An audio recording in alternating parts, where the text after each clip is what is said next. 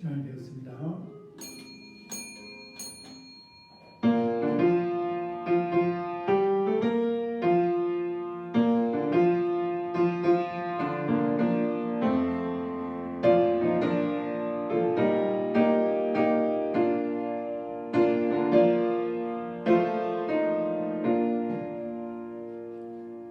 나는 부활이요 생명이니 나를 믿는 자는 죽어도 살겠고 무릇 살아서 나를 믿는 자는 영원히 죽지 아니하리니 이것을 너가 믿느냐.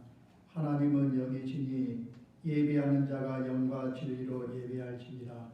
성경대로 우리 죄를 위하여 십자가에 죽으시고 장사된 지 사흘 만에 성경대로 부활하신 주님, 오늘 부활주일을 맞이하여 주 앞에 예배드립니다. 하나님께서 이 영광을 받으시고 예배하는 모든 성도들에게 한영없는 은혜를 베풀어 주시옵소서. 예배의 시종을 성령께서 인도하옵소서. 예수님 이름으로 기도하옵나이다. 아멘.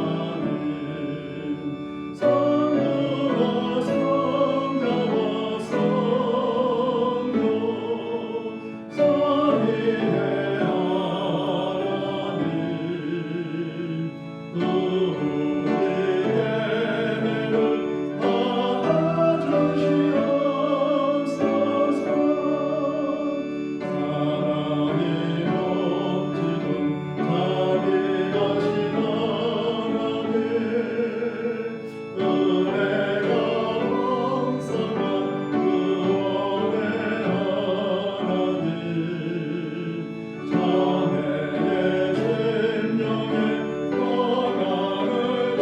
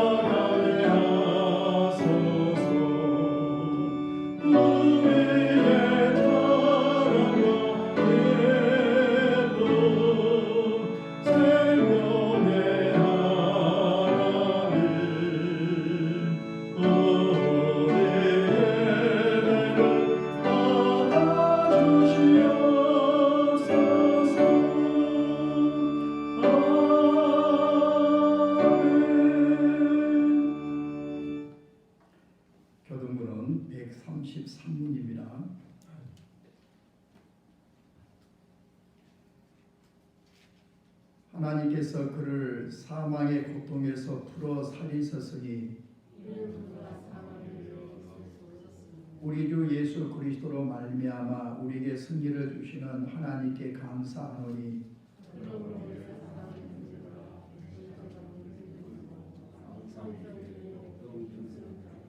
이 말을 할 때 예수께서 친히 그들 가운데 서서 이르시되 너희에게 평강이 있을지어다 하시니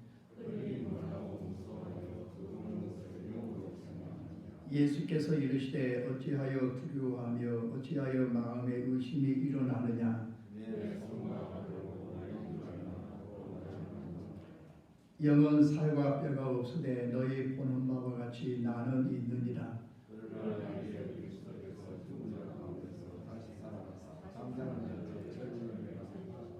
예수께서 이르시되 나는 부활이요 생명이니 나를 믿는 자는 죽어도 살겠고 무릇 살아서 나를 믿는 자는 영원히 죽지 아니하리니 이것을 너가 믿느냐.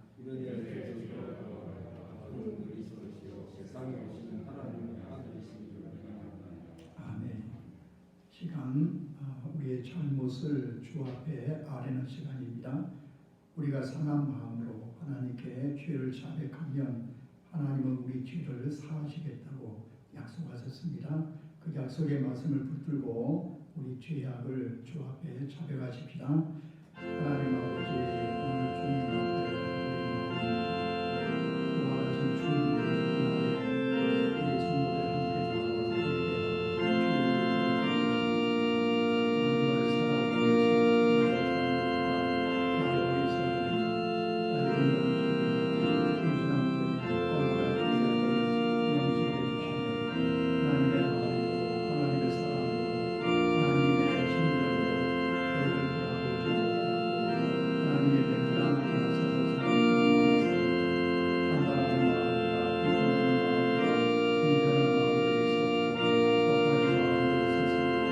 성도들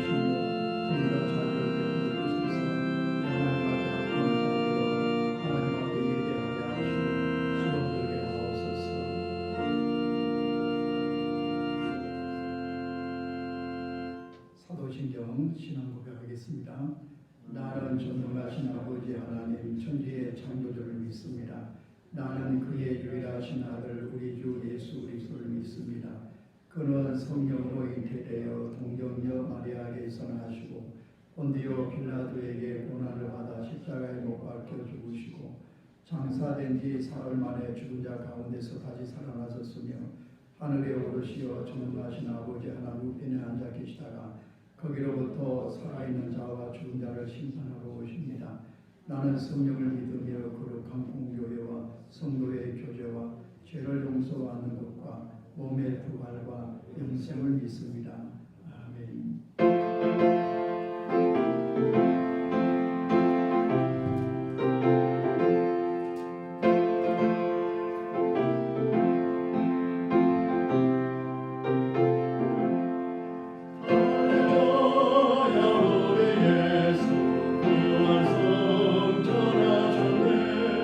세상 사람 찬양하니 전사와 나가도다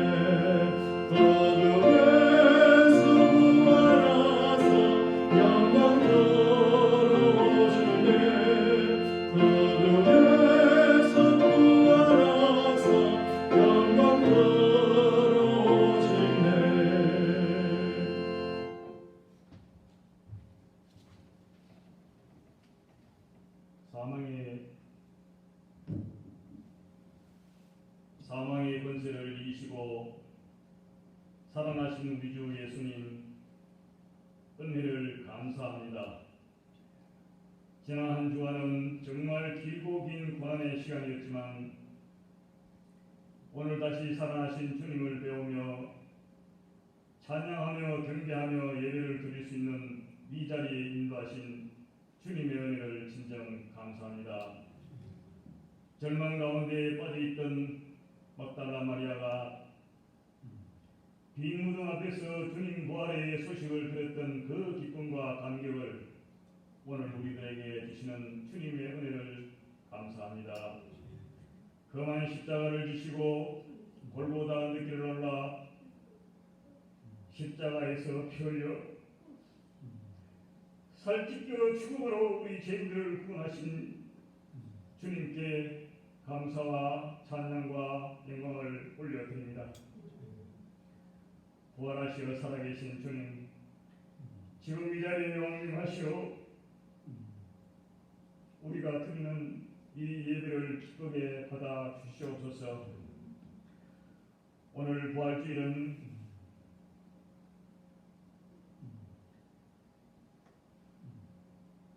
어느 때와는 달리 유례없는 코로나19의 전염병으로 인하여 교회 예배가 부활의 감격과 기쁨이 위축된 가운데 마음마저 움츠려 들어있는 것을 주님은 아십니다.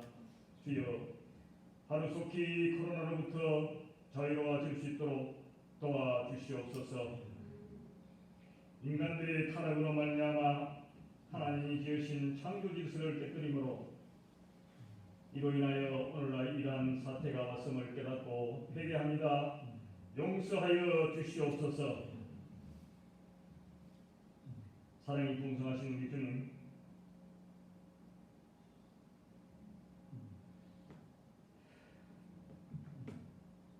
이토록 어려운 가운데서 우리 대한민국을 전 세계가 우리 방역 체계를 배우고 요청을 하고 대한민국의 모습을 주목하며 우리들에게 도움을 청하기까지 하는 위상을 높여주심을 감사합니다. 이렇게까지 하나님이 우리 대한민국을 사랑하시고 역사하시는 데에는 분명 우리들을 향한 하나님의 뜻이 있음을 깨닫고 더욱 하나님을 찾고 더 간절히 바라볼 수 있는 영안이 열리게 하여 주시옵소서. 특별히 지금도 헌신적으로 수고하는 어르신들과 방역당국과 관계기관들의 노고를 하나님 위로하시고 힘을 주시옵기를 소원합니다. 또한 이번 4월 15일 수요일에는 국회의원을 뽑는 총선이 있는데 우리 유권자들의 의식을 깨우시고 지혜를 주셔서 정말 바른 판단으로 투표할 수 있도록 인도하여 주시옵소서. 이 시간 부활하신 주님을 전가하기 위하여 단상에 사장 목사님 세우셨습니다. 목사님께서 목사님에게 성령의 능력을 드리시고 준비하신 하나님 말씀들을 선포할 때에 무신령들을 깨우시며 부활의 감격과 기쁨이 새롭게 잊혀짐으로 천을 감당하고 만을 감당하는 담대한 주님의 일꾼들이 다 되도록 은혜를 베풀어 주시옵소서. 오늘 형편과 처지로 함께하지 못하는 푸른교회 권속들과 집에서 영상 예배를 드리는 성도들에게도 부활하신 주님을 만나는 복을 허락하여 주시옵기를 간절히 소원하며 마치는 시간까지 우리 성삼위 하나님 홀로 영광을 받으시옵소서. 부활의 첫 열매 되신 우리 주 예수 그리스도의 이름으로 감사기도 드리옵나이다. 아멘.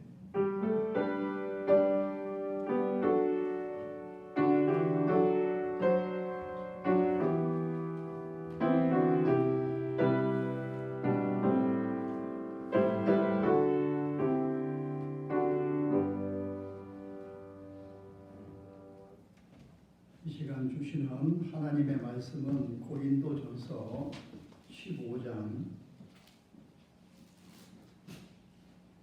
고린도전서 15장 12절부터 20절입니다. 신약 성경 282페이지 고린도전서 15장 1절부터 20절까지 제가 공독해 드리겠습니다. 그리스도께서 죽은 자 가운데서 다시 살아나셨다 전파되었거늘 너희 중에서 어떤 사람들은 어찌하여 죽은 자 가운데서 부활이 없다 하느냐. 만일 죽은 자의 부활이 없으면 그리스도도 다시 살아나지 못하셨으리라. 그리스도께서 만일 다시 살아나지 못하셨으면 우리가 전파하는 것도 헛것이요 또 너희 믿음도 헛것이며 또 우리가 하나님의 거짓 증인으로 발견되리니 우리가 하나님이 그리스도를 다시 살리셨다고 증언하였습니다. 만일 죽은 자가 다시 살아난 일이 없으면 하나님이 그리스도를 다시 살리지 아니하셨으리라. 만일 죽은 자가 다시 살아나는 일이 없으면 그리스도도 다시 살아나신 일이 없었을 터이요. 그리스도께서 다시 살아나신 일이 없으면 너희의 믿음도 헛되고 너희가 여전히 죄 가운데 있을 것이요. 또한 그리스도 안에서 잠자는 자도 망하였으리니 만일 그리스도 안에서 우리가 바라는 것이 다만 이 세상의 삶뿐이면 모든 사람 가운데서 우리가 더욱 불쌍한 자이리라. 그러나 이제 그리스도께서 죽은 자 가운데서 다시 살아나사 잠자는 자들의 첫 열매가 되셨도다. 아멘. 오늘은 예수님이 부활하신 날입니다. 예수님께서 죽음의 권세를 깨뜨리시고 사흘 만에 부활하신 승리의 날입니다. 오늘 부활하신 주님 앞에 예배드리는 여러분 모두에게 부활의 기쁨과 부활의 산소망이 넘치기를 축복합니다. 예수님께서 성경대로 우리를 위하여 우리 죄 때문에 십자가에 죽으셨고 장사된 지 사흘 만에 성경대로 부활하셨습니다. 부활하신 예수님은 40일 동안 이 땅 위에 계시면서 부활하신 몸으로 이 땅에 계시면서 크게 두 가지 일을 하셨습니다. 첫째는 주님께서 친히 부활하셨음을 그의 제자들에게 증언하셨습니다. 막달라 마리아에게 먼저 보이시고 그리고 갈릴리에서 온 여인들에게 보이셨고 도마를 제외한 10명의 제자들에게 보이셨고 도마와 함께 있는 11 제자들에게 또한 보이셨고 엠마오로 내려가는 두 제자에게 부활하신 주님이 찾아가셔서 만나주심으로 그리고 말씀을 풀어주심으로 가슴이 뜨거워졌다고 하는 그런 이야기도 있고요. 그 다음에 갈릴리 바다에 돌아가서 고기 잡는 제자들에게 다시 주님이 찾아가셔서 그들을 만나주시고 그들을 이렇게 회복시켰던 그런 일들을 있습니다. 그리고 500여 형제들이 그들에게 동시에 주님께서 당신의 부활하심을 친히 이렇게 보여주셨습니다. 그리고 예수님의 동생이었던 야고보, 부활하기 전까지는 하나님으로 믿지 못했는데 부활하신 주님께서 그 동생에게도 보여주심으로 야고보가 그때부터 주님을 믿게 되는 그런 부활하셨음을 친히 이렇게 보여주는 일들을 40일 동안 하셨습니다. 그리고 또 한 가지는 뭐냐면 예수님께서 하나님 나라의 일을 말씀하셨어요. 예수님은 땅의 나라, 세상 나라에 관심이 없습니다. 우리 주님은 세상 나라를 세우기 위해서 오신 분이 아니라 하나님의 나라, 천국을 세우러 오셨어요. 그래서 부활하기 전에도 십자가 지기 전에도 주님의 관심은 하나님의 나라입니다. 천국이에요. 그리고 부활하신 후에도 천국에 대해서 제자들에게 말씀하셨습니다. 이 두 가지를 행하신 후에 주님이 승천을 하시는데 승천하기 직전에 제자들에게 말씀을 합니다. 지상 명령을 하시죠. 너희는 만민에게 복음을 전파하라. 너희는 온 천하에 다니며 만민에게 복음을 전파하라. 믿고 세례를 받는 사람은 구원을 받을 것이고 믿지 않는 사람은 정죄를 받으리라. 주님이 그 말씀을 하시고 승천하셨습니다. 여러분, 복음이 뭡니까? 복음은 한마디로 말하자면 예수님이에요. 예수는 그리스도, 예수님이 바로 복음입니다. 복음의 핵심을 고린도전서 15장 3절 4절에 기록을 하고 있는데요. 성경대로 그리스도께서 우리 죄를 위해서 죽으시고 장사 지낸 바 되셨다가 성경대로 사흘 만에 다시 살아나사. 이게 복음의 핵심입니다. 성경대로라고 하는 말은 구약의 말씀대로. 이제 이때는 아직 신약 성경이 기록되기 전이기 때문에 여기서 성경이라고 하는 것은 구약 성경인데 하나님은 구약 시대에 그의 선지자를 통해서 말씀을 하셨거든요. 구약의 주제는 예수님입니다. 한마디로 말하자면 앞으로 때가 되면 이 땅 위에 내가 구원자를 보내겠다. 이 구원자를 구약식으로 표현하자면 메시아라고 그러고 신약식으로 표현하면 그리스도라고 말합니다. 뜻은 구원자예요. 하나님이 이 세상에 구원자를 보내주시겠다라고 성경에, 구약 성경에 누누이 말씀을 합니다. 근데 예수님에 대해서 5가지로 정리를 해보면 예수는 동정녀 탄생할 것이다. 남자를 거치지 않는 가운데 성령으로 동정녀 몸에서 나실 것이다. 말씀을 하셨고 그 예수님은 우리의 죄를 담당하고 십자가에 죽으실 것이다. 그 세 번째는 죽으신 지 3일 만에 부활하실 것이다. 네 번째는 그분은 승천하실 것이다. 그리고 그분은 말세에 마지막 시대에 마지막 종말 때 마지막 때에 주님은 재림하실 것이다. 이 5가지가 예언되어 있어요. 이게 복음이에요.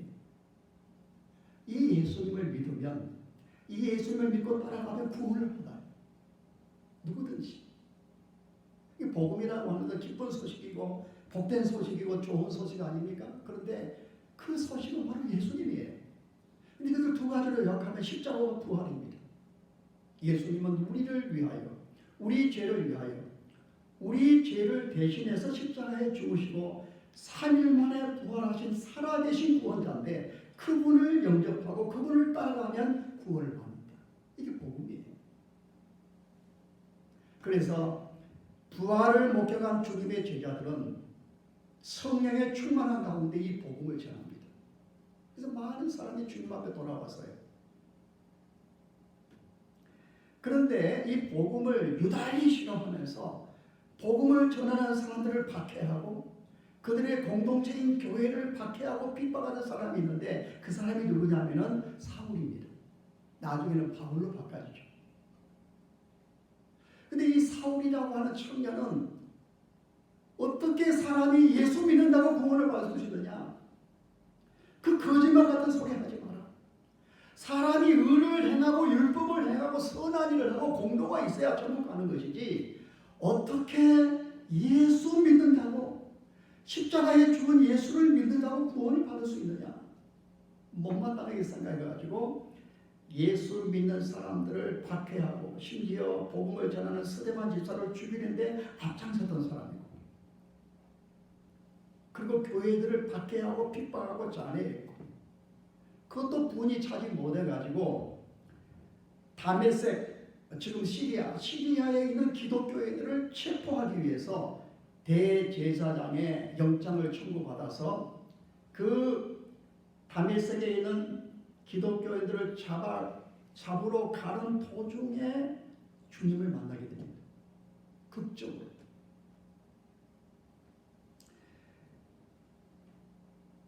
부활하신 주님께서 너무 긴급한 상황이니까 사도 바울에게 찾아오십니다.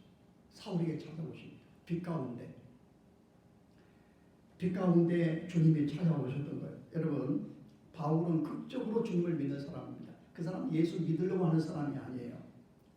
그 사람은 예수 믿는 사람을 죽이는 데 앞장섰던 사람이고 예수 믿는 공동체를 잔해했던 사람이고 예수 믿는 사람을 사거리 없애려고 했던 사람이에요. 근데 이 사람을 주님이 찾아오셔서 믿게 합니다.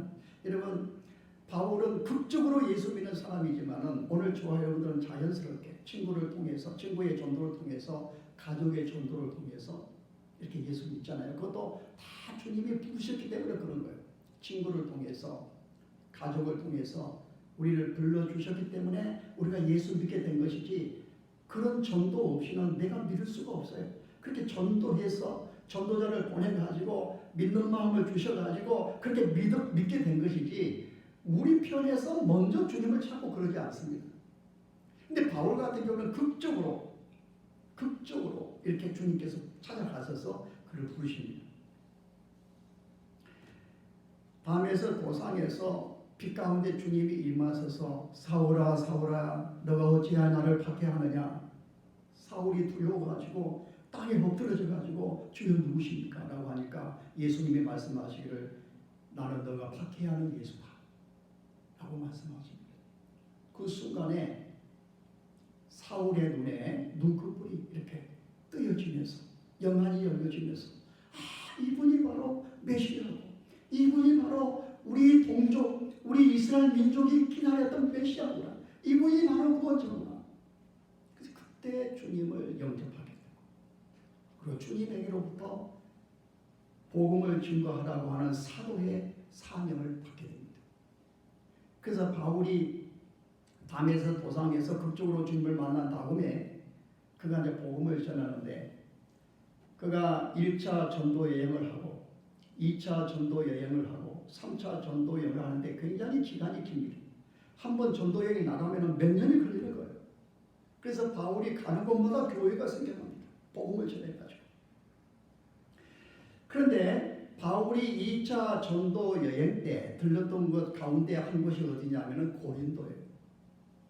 그곳에서 복음을 전해가지고 예수 믿는 사람들의 모임이 고린도 교회입니다.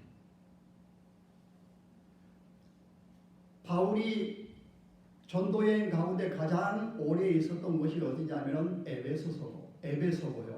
에베소 교회였고요. 한 3년 정도 거기서 목회를 했습니다. 근데 고린도 교회에서는 1년 6개월 동안 굉장히 오래 있는 겁니다. 바울 입장에서 보면. 그래서 고린도 교회를 섬기면서 굉장히 고린도는 음탕한 도시입니다. 항구 도시고 굉장히 음란한 도시예요. 근데 죄가 많은 곳에 은혜가 넘친다고 고린도 교회가 세워졌는데, 거기서 1년 6개월 동안 복음을 증거하다가 이제 바울이 이제 다른 곳으로 가게 되죠. 이제 바울이 2차 전도 여행을 하고 그 다음에 이제 3차 전도 여행을 하는 가운데 이제 에베소에 들렀을 때 고린도 교회에 대한 소식을 듣습니다. 하여튼 고린도 교회에 굉장히 많은 문제가 생겼어요. 여기 고린도서를 읽어보시면 알 거예요. 굉장한 문제들이 많습니다. 그래서 바울이 당장 고린도 교회에 갈 수 없는 처지이기 때문에 고린도 교회에 대해서 성찬식 문제, 분파 문제, 음란 문제, 여러 가지 문제를 딱 이렇게 기록한 것이 고린도 전서예요. 근데 그 고린도 교회 가운데 어떤 문제가 있었냐면 부활을 의심하는, 부활을 무신하는 이런 성도들이 생긴 거예요.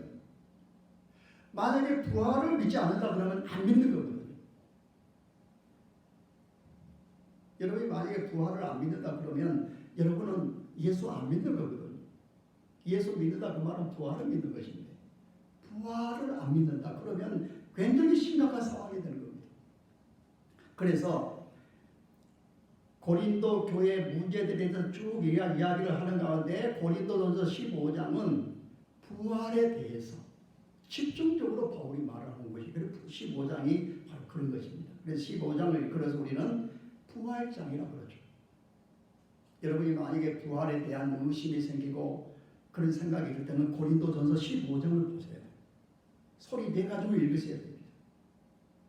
말씀은 들으면서 나고, 믿음은 들으면서 나고, 들으면 그리스도의 말씀에서 나기 때문에 고린도전서 15장을 여러분이 소리내서 읽으시면은 그 있는 가운데 그 말씀이 여러분을 하여금 어둠을 물러가게 하고 부활에 확신을 하게 만들어요. 그래서 사도 바울이 고린도 교회에 이렇게 편지하는 가운데 15장 특별히 부활에 대해서 집중적으로 부활의 확실성, 만약에 부활이 없다 그러면 우리는 어떤 것인가? 그리고 부활은 어떤 수순으로 오는 것인가? 그리고 부활의 모습은 어떤 모습일까? 부활이 있기 때문에 우리는 어떻게 살아야 될 것인가? 이것을 지금 이렇게 15장에 하고 있어요. 근데 오늘 우리가 읽은 본문은요, 사도 바울이 부활이 없다면 가정법으로 말하고 있는 내용이에요. 12절부터 19절 제가 읽을 테니까 한번 들어보세요. 그리스도께서 죽은 자 가운데서 다시 살아나셨다 전파되었거늘 너희 중에서 어떤 사람들은 어찌하여 죽은 자 가운데서 부활이 없다 하느냐? 만일 죽은 자의 부활이 없으면 그리스도도 다시 살아나지 못하셨으리라. 그리스도께서 만일 다시 살아나지 못하셨으면 우리가 전파하는 것도 헛것이요 또 너희 믿음도 헛것이며 또 우리가 하나님의 거짓 증인으로 발견되리니 우리가 하나님이 그리스도를 다시 살리셨다고 증언하였습니다. 만일 죽은 자가 다시 살아나는 일이 없으면 하나님이 그리스도를 다시 살리지 아니하셨으리라. 만일 죽은 자가 다시 살아나는 일이 없으면 그리스도도 다시 살아나신 일이 없었을 터이요. 그리스도께서 다시 살아난 일이 없으면 너희의 믿음도 헛되고 너희가 여전히 죄 가운데 있을 것이요. 또한 그리스도 안에서 잠자는 자도 망하였으리니 만일 그리스도 안에서 우리가 바라는 것이 다만 이 세상의 삶뿐이면 모든 사람 가운데 우리가 더욱 불쌍한 자이리라. 우리 내가 읽은 가운데 특별히 많이 나오는 말이 그리스도라는 말이 많이 나옵니다. 또 많이 나오는 단어가 뭐냐면은 다시 살아난다라는 말이 또 9번 정도 나옵니다. 그리스도라는 말이 한 9번 정도 나오고 다시 살아난다라는 부활, 다시 살아난다 이런 말이 10번 이상 나옵니다. 그리고 또 많이 나오는 단어가 뭐가 있냐면 만일이라는 말, 만일. 영어로는 if 그런데 만일, 가정법. 이 만일이라는 말은요, 도저히 있을 수 없는 상황을 가상적으로 생각하거나 말을 할 때 사용하는 말입니다. 13절에 보면 만일 죽은 자의 부활이 없으면 이렇게 말을 하고 있습니다. 만일 부활이 있으면 이렇게 말하지 않고요. 만일 죽은 자의 부활이 없으면 이라고 말을 하는 말은 무슨 말인 거 아니? 죽은 자의 부활은 반드시 있다는 거예요. 죽은 자의 부활, 그리스도가 부활했던 것처럼 우리 모두도 죽은 다음에 그 다음에 반드시 부활한다 그런 거예요. 그것을 전제하고 만일 부활이 없으면 이렇게 말하는 거예요. 여러분, 예수님이 3일 만에 부활하신 것처럼 우리도 부활하게 될 줄을 믿습니다. 대전제. 그러니까 만일 부활이 없으면 이라는 말은 죽은 자는 반드시 부활한다. 반드시 부활한다. 이거 기정사실이다. 그런 말이에요. 왜 고린도 교회 안에 다 전도를 받아서 복음을 듣고 믿어서 공동체가 되었는데 왜 그들 가운데 부활을 불신하는 사람이 생겼을까? 두 가지 이유일 겁니다. 첫째는 뭐냐면은 그 당시 시대 사조가 부활을 안 믿는 사조예요. 우리나라도 보면은 우리나라도 이제 불교 이런 문화 속에 이제 기독교가 있다 보니까 이 사람이 돌아가시면은 우리가 위로하는 말을 뭐라고 말합니까? 명복을 빕니다. 이런 말을 하잖아요. 그 불교 용어거든요. 명복을 빈다. 그 말은 무슨 말이겠습니까? 죽은 다음에 심판이 있게 되는데 심판을 받는 것이 아니라 죽은 다음에 심판을 안 받고 극락에 가는 그것을 이끌어가지고 명복을 빕니다. 이런 말을 쓰는 거예요. 그러니까 우리나라 이런 불교적인 그런 토양 가운데 지금 우리 기독교를 받아들이기 때문에 그래서 우리는 이제 명복을 빕니다. 기독교인들은 그렇게 말을 하면 안 됩니다. 네? 우리 기독교인들 말이죠. 조문을 가가지고 명복을 빕니다. 이런 말을 쓰면 안 돼요. 우리는 하나님의 위로를 받으시기 바랍니다. 또는 부활의 소망을 가지십시오. 뭐 이렇게 말을 하면 돼요. 그 다음에 삶과 조의를 표합니다. 뭐 이 정도 하면 됩니다. 뭐 명복을 빕니다. 이런 말을 쓰면 안 됩니다.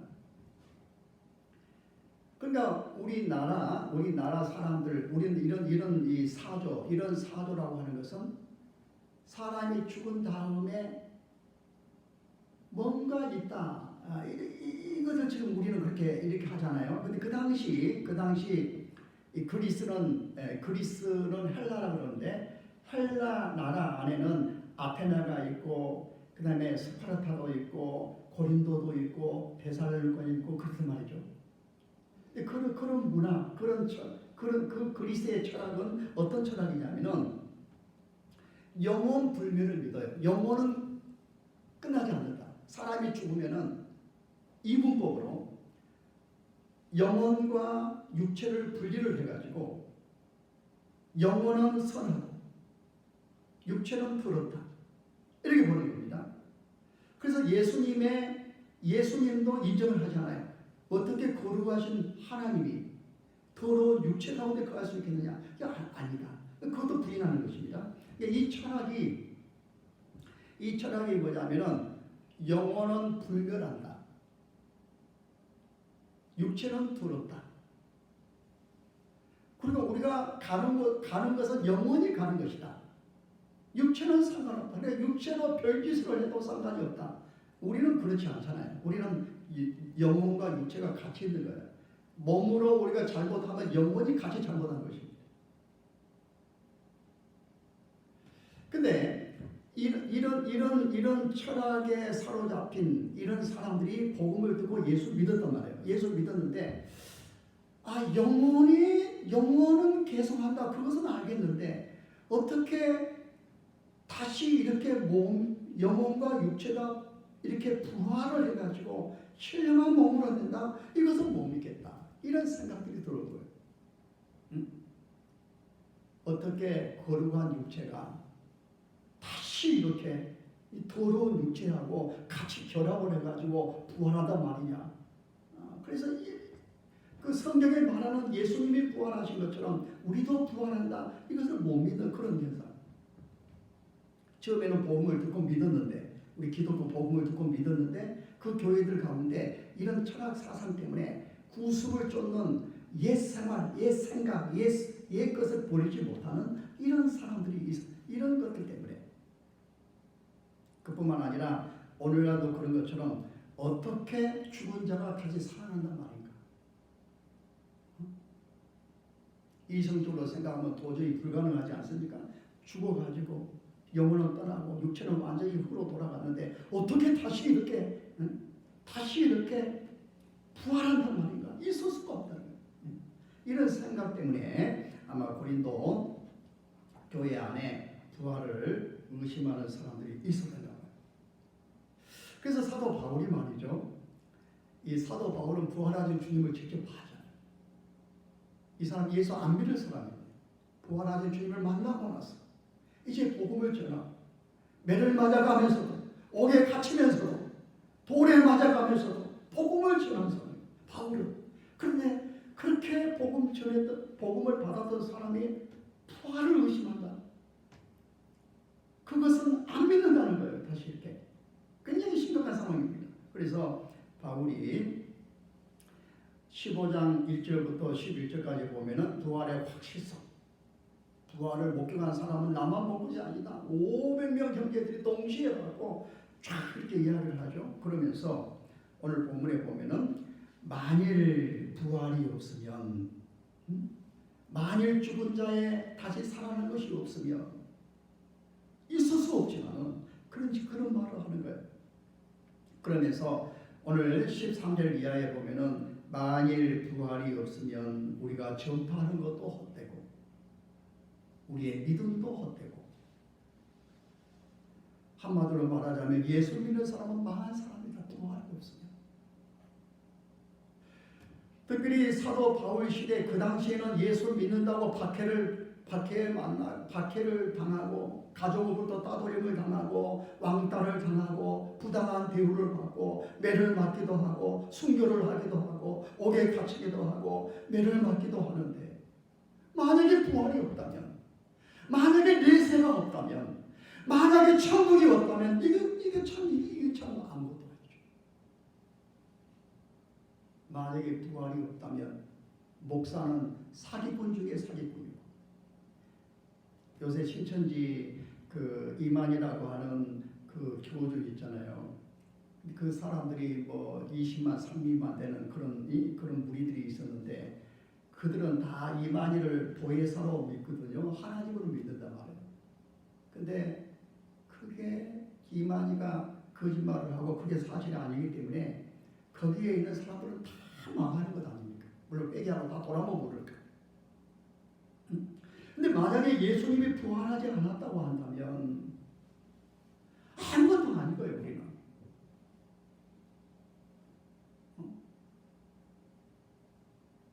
그리고 정말 예수를 제대로 믿기 위해서 대가치부를 하고 정말 예수를 바로 믿기 때문에 오름을 당하고 이런 사람은 정말 불쌍한 사람이에요.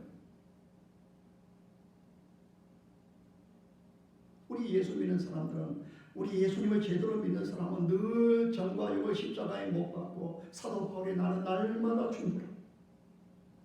사도 바울은 어떤 사람입니까? 굉장한 사람 아니겠어요? 공부도 많이 한 사람이고 가문도 좋은 사람이고 굉장한 사람이란 말이죠.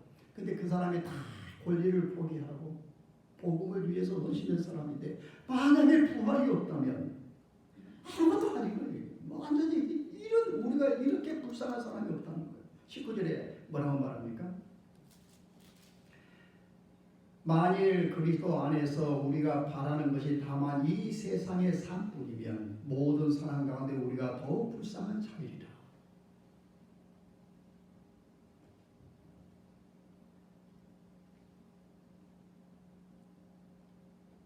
왜 우리가 육신의 정욕과 안목의 정욕과 이생의 자랑을 십자가에 못 박으면서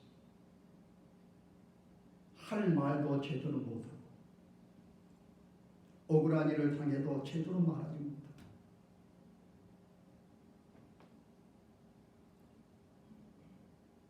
그렇게 참고 인내하고 그리고 전략해가지고 어떻게 하든지 하나님의 나라에 하나님의 일에 헌신하려고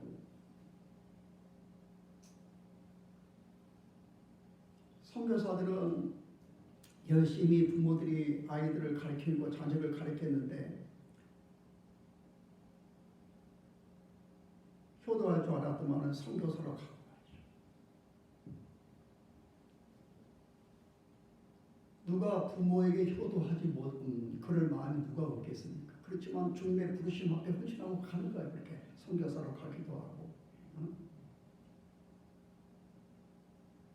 그곳에서 고난 받으면서 헐벗으면서 박해를 받으면서 그렇게 하는 것입니다. 근데 만약에 부활이 없다, 내세가 없다, 다시 말해 천국과 지옥이 없다 그러면 이 기독교인들만큼 어리석은 사람이 어디 있겠습니까? 그렇지 않습니까? 자, 그런데 여러분, 바울이 죽은 자의 부활이 없으면 이렇게 쭉 이야기하다가 20절에 극적으로 이런 말을 합니다. 우리 20절 말씀 같이 한번 읽어볼까요? 시작. 그러나 이제 그리스도께서 죽은 자 가운데서 다시 살아나사 잠자는 자들의 첫 열매가 되셨다. 그러나 이제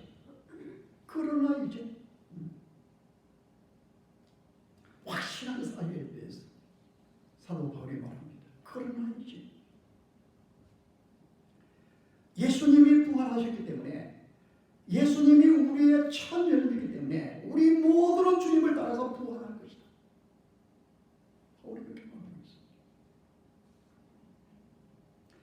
그래서 예수 그리스도 안에 있는 사람, 예수 그리스도 안에 있는 사람, 예수 그리스도에 속해 있는 사람, 예수 그리스도를 믿고 따라가는 사람들은 전부 다 주님과 함께 주님을 따라서 부활하게 될 것을 믿습니다.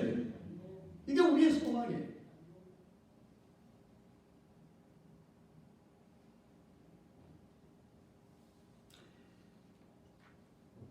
우리가 나이가 이제 60이 되면은 여기저기 아픈 증상이 나타납니다. 이것은 본향에서 우리를 부르는 소리들이에요. 너희는 이 세상에서 영원히 살지 말고 어서 고향으로 돌아오라. 주님이 기다리는 거예요. 그러니까 우리가 지금 나이가 60 이상 넘어가면은 천국에서 나를 부르고 계시구나 이렇게 생각했지만 오래 살려고 어제 제가 여기 뭡니까 동인약국 앞에 가니까 무슨 병원이 이렇게 있어요. 급해서 시간에 갔었는데 이 음식을 먹으면은 역류가 좀 돼가지고 그래서 이제 이렇게 좀 목이 상하고 좀 그래요. 그래서 병원에 갔더니 의사가 아주 자상하시더라고. 자상해가지고 이야기를 하는 가운데 저에게 이제 그래요. 술 드십니까? 아닙니다. 저는 목사입니다. 나이가 60이 되면은 그런 사람들이 너무 많습니다. 한마디로 말하자면 오래 살았다고 하는 증거입니다. 그러더라고요. 오래 살았다는 증거. 그러면서 그래서 이제 약을 이렇게 주어가지고 먹으니까 그냥 이렇게 처음 약을 먹었는데 하루 먹었는데 아주 상태가 좋아요. 근데 약을 좀 오래 먹어야 된대요. 그 저녁에는 이제 이렇게 저녁에 먹고 빨리 잔다든지 또 이렇게 신 거라든지 이런 거 저녁에 그렇게 드시면은 안 좋다고 그렇게 말을 하더라고요. 여러분 기계를 오래 쓰면은 닳아지는 것 아니겠어요? 60대 아니 60 넘고 70 넘어가게 되면은 이제 고장 나는 것이 아니라 다른 것입니다. 다르기 때문에 이제 우리 몸을 싹싹 달래가면서 그렇게 살다가 이제 주님 부르시면 가야 돼. 그리고 이제 60이 넘어가면은 이제 준비를 하셔야 됩니다. 무슨 준비해야 됩니까? 주님 앞에 갈 준비하셔야 돼요. 60 넘어가지고 70 넘어가지고 뭐 그냥 피고 그냥 성형 수술하고 그래요. 좀 징글. 제가 그것은 뭐 그렇지만은 그렇게 할 수 있습니다. 그러나 우리 믿는 사람들은 이제 준비를 살살 하셔야 됩니다. 주님 앞에 갈 준비. 그 헨리 라우언의 책에 보면 이런 이야기가 있어요. 산달이 가까워진 쌍둥이가 어머니 뱃속에서 점점 밀려 내려오고 있었습니다. 쌍둥이가 바둥거렸습니다. 이 속이 참 따뜻하고 좋아. 영양분도 다 공급되고 그런데 왜 자꾸 내려가지? 내려가기 싫어. 밖으로는 안 나갈 테야. 우리 두 손을 꼭 잡고 내려가지 말기로 하자. 그러나 시간이 되자 쌍둥이는 엄마의 자궁에서 바깥 세상으로 밀려 나왔습니다. 컴컴한 자궁 안에서 있다가 세상으로 나오자 실력이 우거지고 태양이 비추는 밝은 태양이 너무 좋았습니다. 쌍둥이는 이렇게 외쳤습니다. 이런 세상이 우리를 기다리고 있었구나. 진작 나왔을 것 같아서. 여러분, 예수 그리스도 안에 있는 사람들에게는 놀라운 세계가 기다리고 있을 줄로 믿습니다. 여러분. 또 안에 산소만 하시오.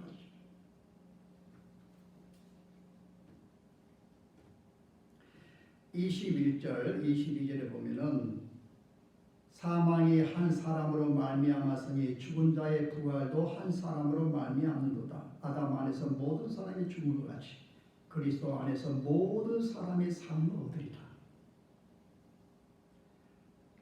예수님이 부활의 첫 열매, 첫 열매니까 둘째, 셋째가 있는데 우리도 그 주님 따라서 전부 부활합니다. 23절에 보면 23절 같이 한번 읽겠습니다. 시작. 그러나 각각 자기 차례대로 되리니 먼저는 첫 열매인 그리스도요. 다음에는 그가 강림하실 때 그리스도에게 속한 자요. 첫 열매는 예수 그리스도. 그 다음에는 예수님이 재림하실 때 그리스도에게 속한 사람, 그리스도에게 소속된 사람, 그리스도를 믿고 죽은 사람, 그리스도를 믿고 있는 사람들, 이런 사람들이 영광스러운 모습으로 부활한다. 예수님 말씀하시기를 나는 부활이요 생명이니 나를 믿는 자는 죽어도 살겠고 무릇 살아서 나를 믿는 자는 영원히 죽지 아니하리니 이것을 내가 믿느냐.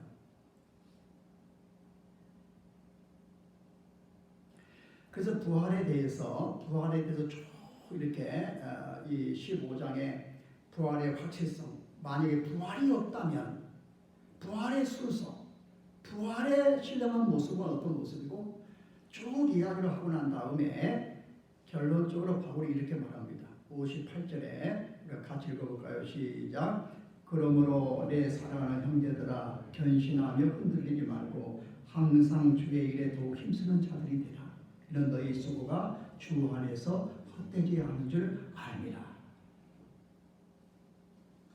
그러므로 내 사랑하는 형제들아 견신하며 흔들리지 말고 항상 주의 일에 더욱 힘쓰는 자들이 되라. 이런 너희 수고가 주 안에서 헛되지 않은 줄 압니다. 헛되지 않는다. 부활이 있으니까. 부활이 있으니까.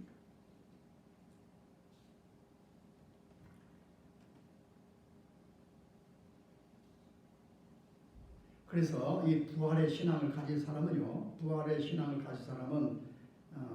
나타나는 특징들이 있습니다. 어떤 특징이 있냐면은 세계관과 가치관이 바꿔져요. 이 세상이 다가 아니구나. 죽음으로 끝나는 것이 아니구나. 정말 죽은 다음에 천국이 있고 지옥이 있는 것이구나. 죽은 다음에 영원한 세계가 있는 것이구나. 이런 세계관이 생깁니다. 지금까지는 이 눈에 보이는 것, 이 세상의 것이 가치 있는 줄 알았는데 그게 아니구나. 정말 가치 있는 것은 이 세상의 것, 이 세상뿐만 아니라 저 천국에서도 가치 있는 그것이 가치 있는 것이구나. 그 가치를 위해서 살아야 되겠구나. 찰나적인 삶을 사는 것이 아니라 영원한 세계를 위해서 살아야 되겠구나. 그런 것이 생겨요. 여러분, 우리 예수님은 십자가에 죽으셨지만 3일 만에 부활하셨어요. 우리 주님은 살아 계십니다. 부활하신 주님을 발견하게 되면, 그 부활하신 주님을 만나는 사람이면 다 달라지는 거예요. 우리가 주님을 못 만나니까, 우리가 주님을 아직 못 만났으니까 갈등 없이 사는 것이지. 부활하신 주님을 만나게 되면, 살아계신 주님을 만나게 되면 갈등하게 되는 거예요. 그렇구나. 세계관이 달라지고 가치관이 달라져요. 예수 만나기 전에는, 부활을 믿기 전에는 이것을 가치 계획했는데 부활하신 주님을 만나고 나서는 가치 있는 것이 달라진 것이에요. 영적인 것에 대해서. 사람들은 먹고 마시고 시집가고 장가하고 사고 팔고 이게 가치 있는 줄 아는데, 그러나 예수 믿는 사람도 그렇게 합니다만, 그러나 그건 넘어서 영적인 것에 대해서, 하나님의 나라를 위해서, 그 나라와 그 의를 위해서, 하나님의 뜻을 위해서, 하나님 말씀에 순종하고 하나님의 소원을 이루어드리는 그런 것이 가치 있다고 여기고 그렇게 가는 거예요.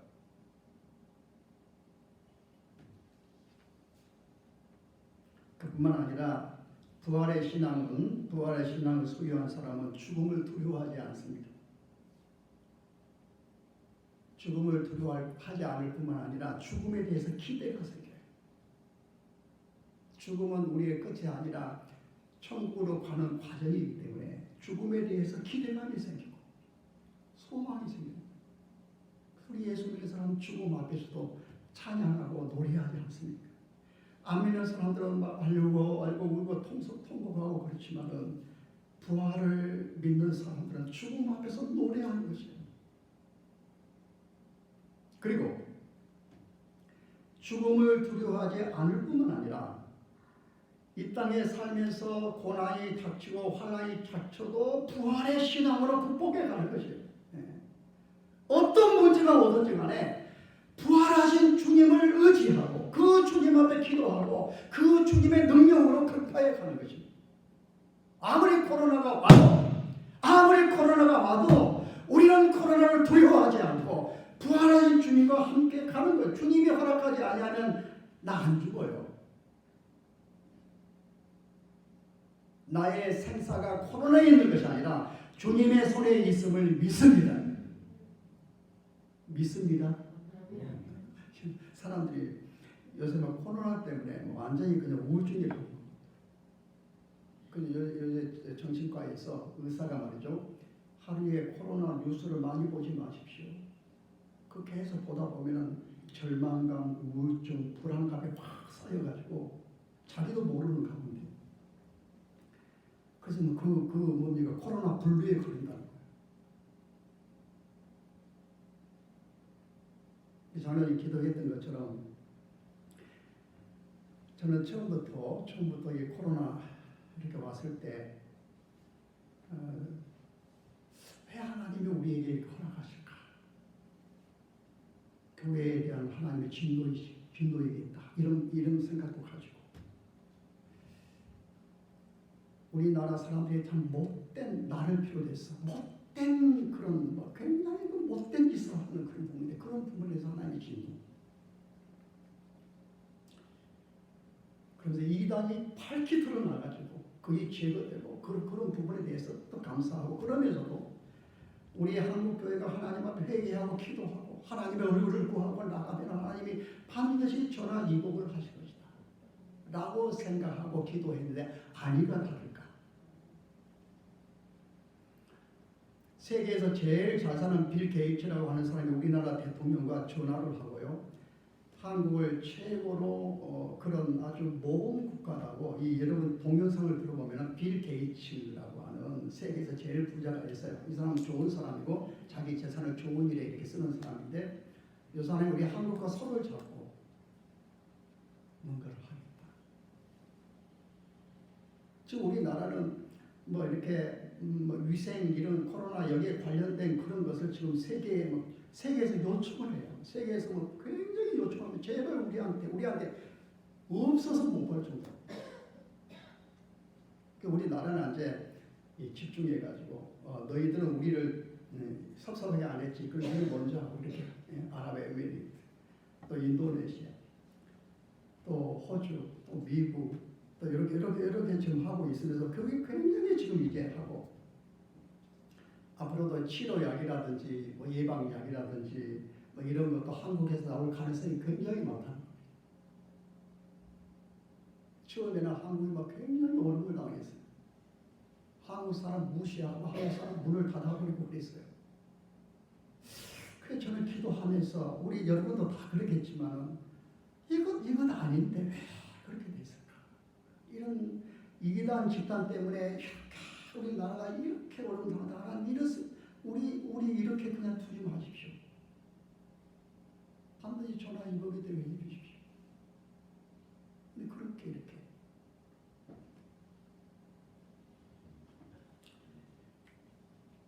여러분 그래서 우리 주님은 우리는 죽은 신을 믿는 종교가 아니에요.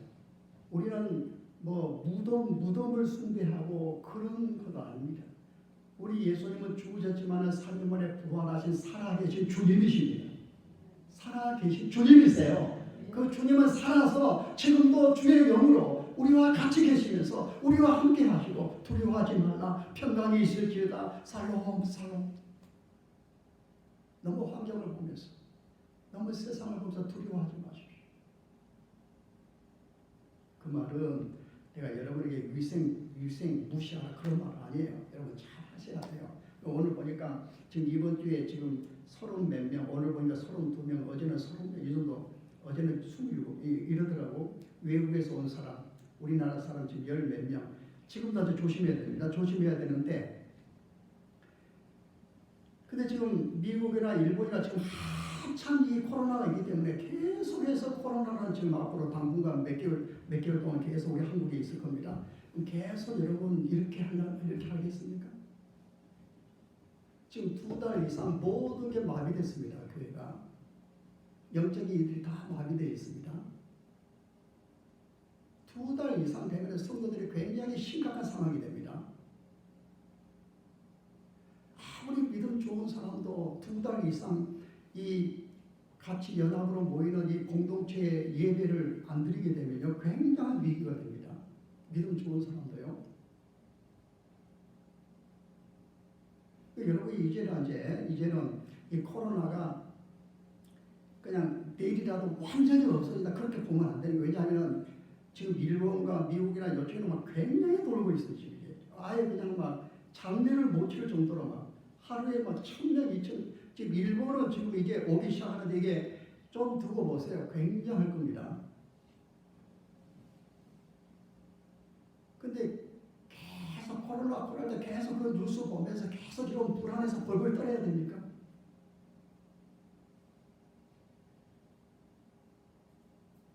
그리고 손을 잘 씻으세요. 손을 잘 씻으시고 우리가 지금 나라에서 하는 법을 잘 따르고 있어요. 그리고 뭐 2m 이상 간격 손을 씻고 온도를 재고 다 그렇게 지금 하고 있습니다. 우리가 철저하게 그렇게 하고 있어요. 근데 이제 큰 교회들은 그런가 봐요. 제가 들어보니까 큰 교회는 그렇게 모일 수가 없으니까 이제 중직자들만 와라. 중직자만 와서 얘기하자. 그렇게 해가지고 계속 그렇게 하는데 이제 위기감이 생기는 거예요. 왜냐하면은 이제 믿음이 이제 좀 약하고 이런 분들이 물론 전화도 하고 뭐 동영상도 하지만은 그게 이제 몇 개월 가버리면은 굉장한 위기가 된다. 마귀는 그들 좋아할까요? 마귀는 어떻게 하든지 있는 믿음도 없애버리려고 하는 이런 상황이기 때문에 여러분들이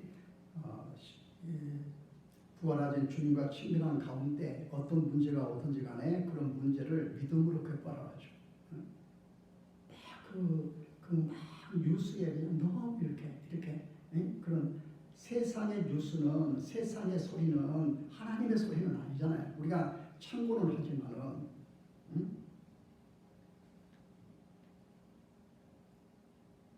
그 나라에서 허용하는 범위가 있어요. 그렇게 꼭 예배를 드려야 될 사람들은 그렇게 하십시오라고 하는 그런 게 있어요. 우리는 그것을 잘 지켜나가는 겁니다. 지켜나가고 그리고요 부활하신 주님을 만나게 되면 부활의 신앙을 가진 사람은 꼭 주님을 증거하게 됩니다. 증거하게 돼요.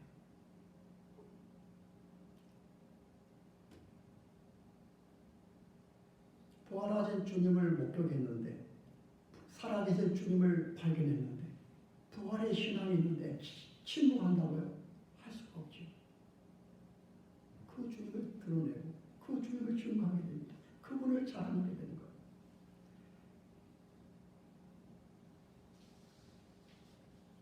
말씀을 맺습니다. 예수님은 성경대로 우리 죄를 위해서 죽으시고 장사되었지만은 성경대로 3일 만에 부활하셨습니다. 부활하신 주님 따라서 천년을 되신 주님을 따라서 우리 모두도 예수 그리스도 안에 있는 우리 모두도 부활하게 될 것입니다.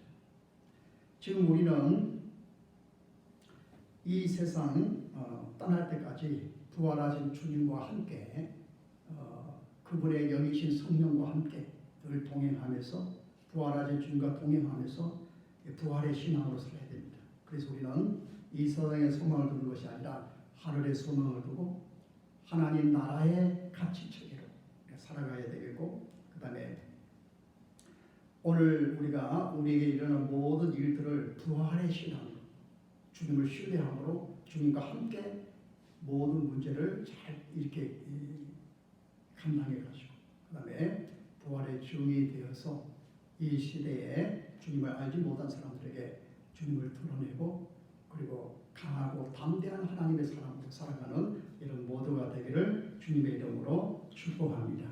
기도하겠습니다. 우리 시간 다 같이 기도하십시다. 하나님, 예수님이 부활하신 것 내가 믿고 부활하신 주님을 따라서 나도 부활할 것을 믿습니다. 그리고 부활하신 주님이 우리와 영으로 같이 계신 것 날마다 우리 속에 부활의 신앙이 있어서 정말 하늘을 소망하고 하나님 나라를 사모하면서 그렇게 나가는 우리의 삶이 되도록 같이 기도하겠습니다. 하나님 아버지 감사합니다. 우리 모든 사람들 가운데 이렇게 해주셔서 감사합니다. 우리가 부활하신 주님과 함께 살아가고 부활의 생명을 지켜주옵소서. 거룩하신 우리 아버지 하나님 우리 안에 날마다 부활하신 주님과 함께 하나님 죽음을 두려워하지 아니하고 모든 문제들을 하나님의 사랑을 전해주고 우리를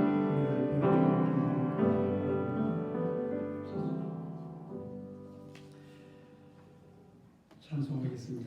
162장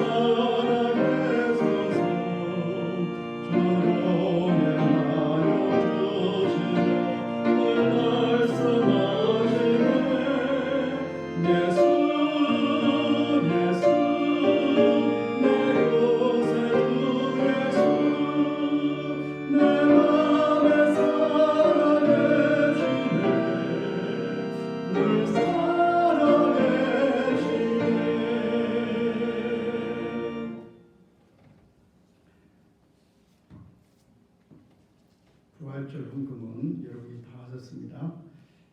특별 헌금 영춘혁 집사님 특별 헌금 드렸습니다. 감사 헌금 하나님의 은혜 가운데 코로나가 점점 극복되어지게 하셔서 감사드리고 하나님의 은혜로 우리나라가 세계에서 두각을 드러내는 귀한 나라로 쓰임받게 하옵소서. 제가 드렸습니다. 기도하겠습니다. 거룩하신 하나님의 은혜를 감사드립니다. 오늘도 우리에게 복된 날, 주님이 부활하신 날, 그리고 부활 주일을 맞이하여 주 앞에 예배드리게 하셔서 감사드립니다.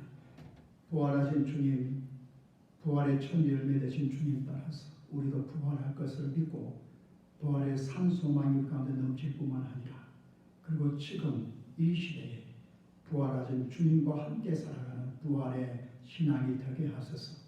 하나님 날마다 주님과 친밀함으로 부활하신 주님의 뜻을 쫓아 행하고 주님께서 말씀하신 말씀에 순종하는 우리의 삶이 되게 하옵시며 우리 앞에 어떤 문제가 닥친다 할지라도 상황을 바라보는 것이 아니라 주님을 바라보고 주님의 뜻을 쫓아 행하는 우리 모두가 되게 하옵시며 오늘 주 앞에 예배드리는 모든 성도들의 산 제물을 받으시고 주 앞에 드리는 모든 헌금을 받으시고 영광받아 주시옵소서. 예수님 이름으로 기도하옵나이다. 아멘.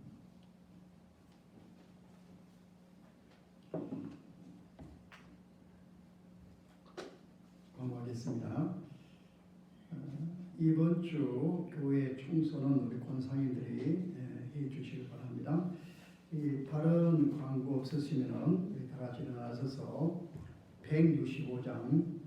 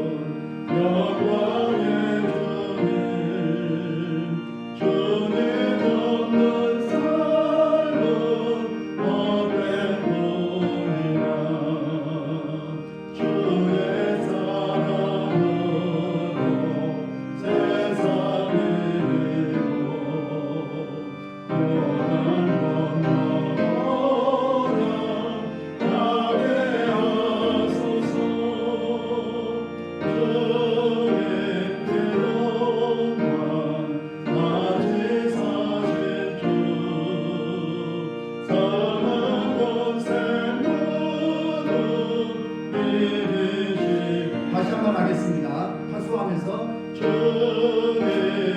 영광 다시 사신 주 사망 권세 모두 이기시오니 이 모든